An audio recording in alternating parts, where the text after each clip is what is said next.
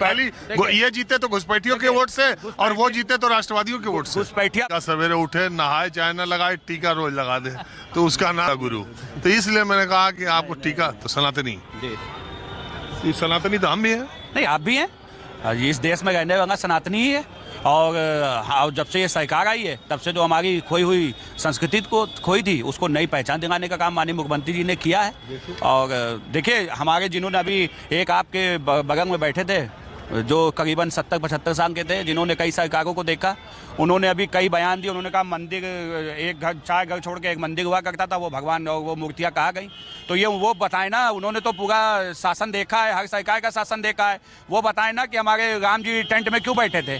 आज उनको सही जगह पर आने का काम कोर्ट के माध्यम से जरूर हुआ है, लेकिन हमारी सरकार ने, हमारे मुख्यमंत्री जी ने ही इसको लड़ा था और इस फैसले को लड़ के भारतीय जनता पार्टी के कई कार्यसेवक, कई नेता शहीद हुए। फंस गया सीएम, इसे पार्टी की मीटिंग समझ के फंस। तो यार कोर्ट का मुकदमा था, कोर्ट में गया था, कोर्ट ने फैसला किया, इस देश के हिंदू मुसलमान सबने उसका स्वागत किया। ऐसा थोड़ी नहीं है। और वहाँ पर मंदिर बना, गए सब लोग, ठीक है। लेकिन देखिए जाने न जाने से मतलब मंदिर किसी को जबरदस्ती आप नहीं भेज सकते। मैं बहुत सारे मंदिरों में जाता रहता हूँ, बहुत सारे मंदिरों में गेट से लौट आता हूँ, बहुत जगह पर। तो इसका ये मतलब थोड़ी नहीं कि आप मुझसे बड़े हिंदू हैं और मुझको सर्टिफिकेट देंगे और सनातनी। तो मैं ये कह रहा हूँ कि वहाँ पर लोग गए न जाएं। हिंदू धर्म में यही बात है कि हिंदू धर्म के देवी देवताओं के बारे में भी कुछ कह कर के भी आप हिंदू हैं। आप मंदिर में जाकर के भी हिंदू हैं, न जाकर के भी हिंदू हैं, टीका लगा के भी सनातनी है। हमारे जैसे रह के जिसने जीवन में कभी टीका नहीं लगाया वो भी सनातनी। मैंने आपसे इस बात को कही, देखिए कोई भी नेता हो वो सर्व समाज को लेकर चलने वाला। चलो भाई देखो अपने क्या करते। बात है, आपने कहा कि चिंता की बात है। हम सब मानते हैं कि जो आम जनता है उत्तर प्रदेश की, उसको कोई चिंता नहीं है। लेकिन हाँ, जो पार्टियां हैं जो इस उत्तर प्रदेश में 2027 का सपना संजो गई हैं, उनके पेट में दर्द होना लाजमी सी बात है। क्योंकि जिन लोगों ने उत्तर प्रदेश के अंदर अवैध वोटरों को काबिज करने का काम किया, मैं बता दूं 2012 की मैं बात आपको बता रहा हूं। ये जानकीपुरम एक एरिया, उसके रेलवे क्रॉसिंग के बगल में अवैध वोटर, अवैध गोड़िया मुसलमान बसे थे। आज आप वहां जाइए, एक भी अवैध वोटर नहीं, पूरी पटरी की पटरी साफ है। ये वोटर कहाँ गए, किसने बनवाए थे? उस समय पार्षद हुआ करते थे समाजवादी पार्टी के, उन लोगों ने बनवाए थे, वहां काबिज करने का काम किया था। और केंद्र में कांग्रेस की सरकार थी और प्रदेश में अखिलेश यादव की सरकार थी। देखिए SIR, हम भी इस देश के नागरिक हैं, हमें दिक्कत नहीं है। हमारे 2003 में जो प्रक्रिया, 2003 में हमारे पिताजी ने वोट दिया, हमने अपना फॉर्म भरा, हमने भी अपना जो हमसे मांगे गए पेपर हमने देने का काम किया।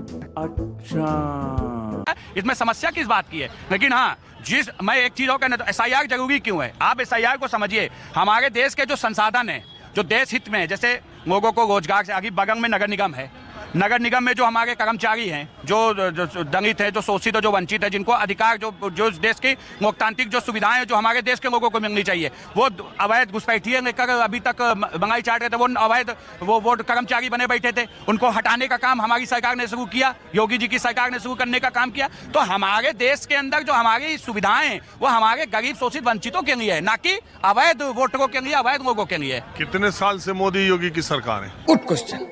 देखिए मोदी जी की सरकार को 11 साल हो गए और योगी जी की 9 साल हुए।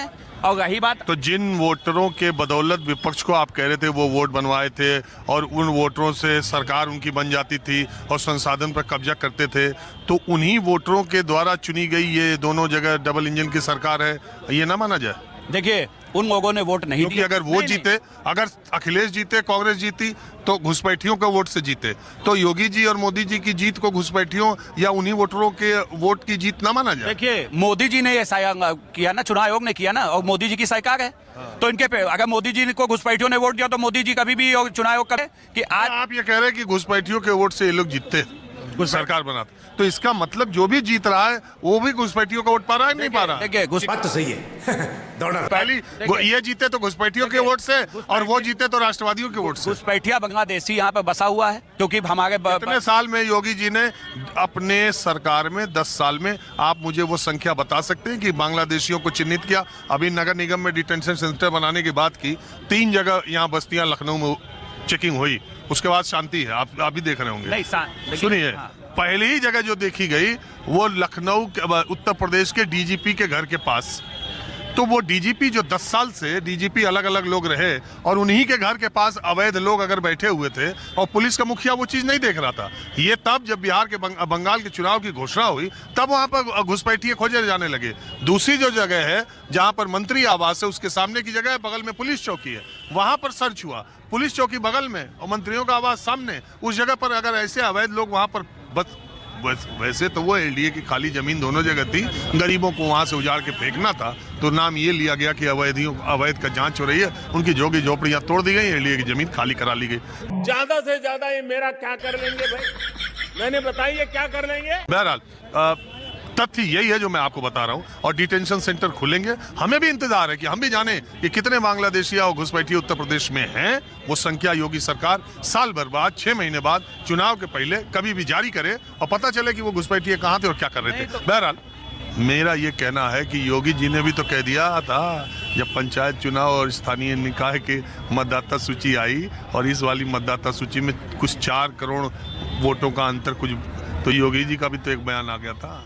देखिए, बयान आ गया था और निश्चित है वो प्रदेश के मुख्यमंत्री हैं, उनको चिंता है कि हमारे कोई वोटर रह ना जाए, उन्होंने इस चीज़ को जनता से को बनवाया, उसमें कोई दिक्कत नहीं है। लेकिन जो आपने अभी बात कही कि योगी जी ने कितने लोगों को बाहर किया, मैं पूछना चाहता हूं आपसे, पहली बार घुसपैठिया इस देश के अंदर कब आया? 1984 में आया। उस समय कौन था केंद्र में?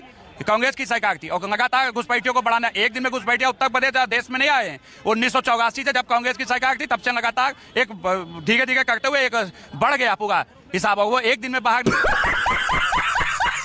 नहीं जाएंगे, उनके समय लगता है, उसके लिए काम किया जा रहा है।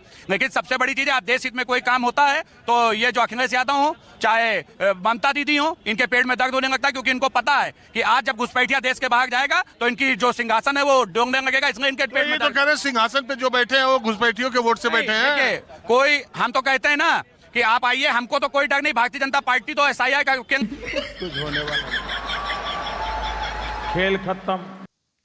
तो सबसे पहले मेरा आप लोग को नमस्कार। आप लोग हमारी वीडियो को देखते हैं, इसके लिए आप लोग का बहुत बहुत धन्यवाद है।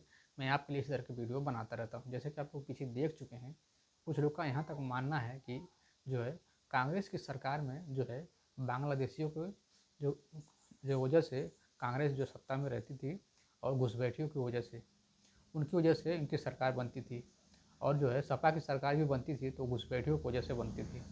तो इन लोगों का, कुछ लोगों का बहुत ज़्यादा ज्ञान ही है।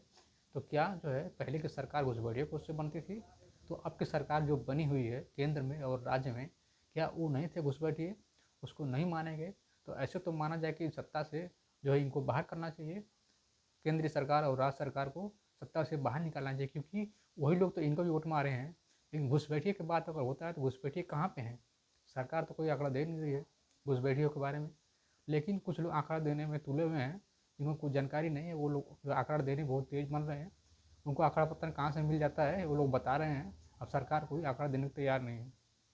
तो आप लोग को हमारी वीडियो कैसी लगी आप लोग हमें जरूर बताएं कमेंट करके।